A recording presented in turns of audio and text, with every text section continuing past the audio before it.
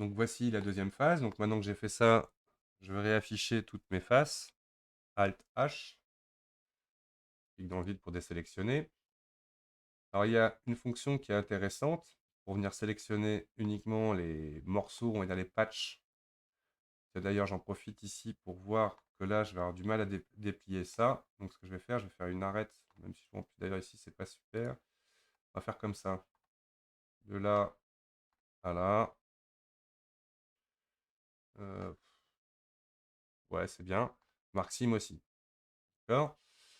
Ça va permettre mieux, vous verrez, de se déplier ma géométrie. Parce que là, si je laisse ça comme ça, ici, ouais, peut-être que le mieux, ça aurait été de le faire sur ces côtés-là. On va le faire comme ça. CTRL Z. On va le faire plutôt comme ça ici. Toc. Donc là, Shift, lui, CTRL jusque là-bas. Maxime. Vous pouvez suivre la topologie là pour qu'elle puisse s'ouvrir. Vraiment comme un patron de vêtements. OK. Donc, j'en étais à vous dire, donc maintenant, je vais mettre à plat tout ça. Alors, ce qu'on va faire, c'est que je vais le faire pièce par pièce et au fur et à mesure masquer donc le résultat. Pour sélectionner uniquement un patch, quand je fais L, automatiquement, il comprend que je suis en UV Editing et me sélectionne uniquement les polygones limités par les coutures. Si ce n'est pas le cas quand vous le faites, soit votre couture est mal faite, si vous avez oublié une arête, à n'importe quel moment, vous pouvez cliquer dans le vide, refaire l'arête qui vous manque.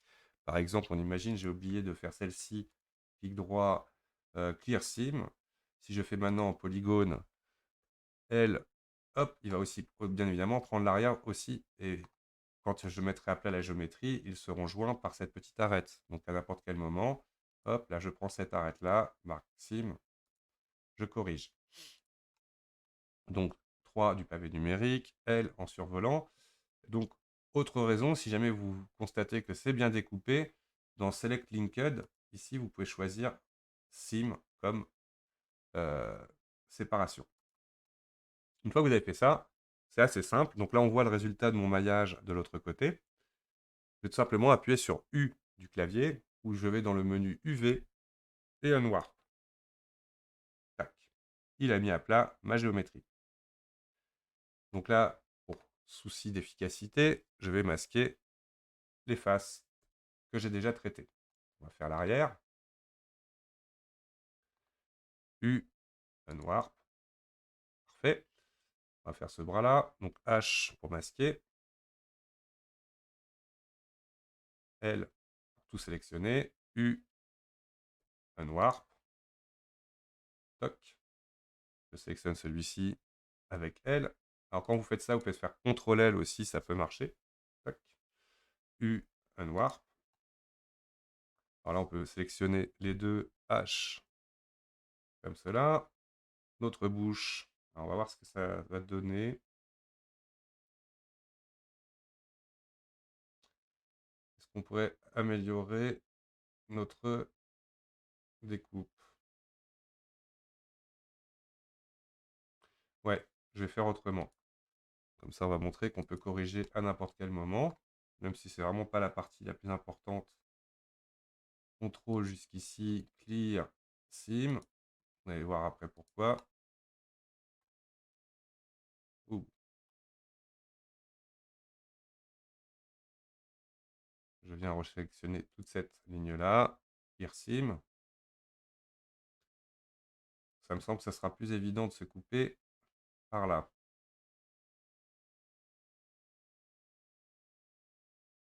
Comme ça. Tac. Là, c'est bien. Donc là, il va jusqu'au bout.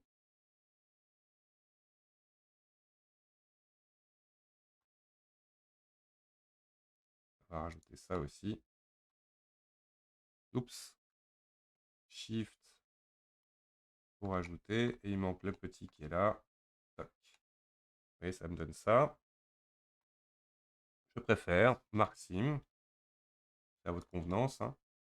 Alors, les personnes qui ont l'expérience, par exemple, pour qui font de la couture, par exemple, en travaillant avec des patrons, bah, vous pourrez très très bien comprendre ce que je suis en train de faire. Alors, on passe en mode polygone. L, il a tout sélectionné le haut. U, un noir. Pareil pour le bas. Hop.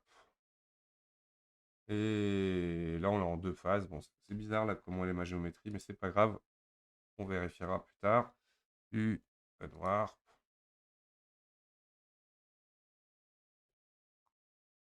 Ok. J'ai tout de ces. Là, je vais tout réafficher. Alt H. Tout sélectionner. Ici, je viens faire dans ma fenêtre A pour tout sélectionner. UV, Average Island Scale. Tac. Donc là, la première option fait qu'il met en gros à l'échelle à peu près toutes les pièces par rapport au modèle. UV, Pack Island. Ce qui me permet donc de tout simplement avoir directement ma modélisation, le résultat de mes patchs à l'intérieur de ce qu'on appelle les UV. Donc il faut imaginer X, Y, Z pour la position des géométries, et UV, W, ce sont la position des textures sur la géométrie. W étant la profondeur, la tangente du triangle, abscisse ordonnée, etc., etc. Donc voilà, la tête, c'est fait. À bientôt pour la suite.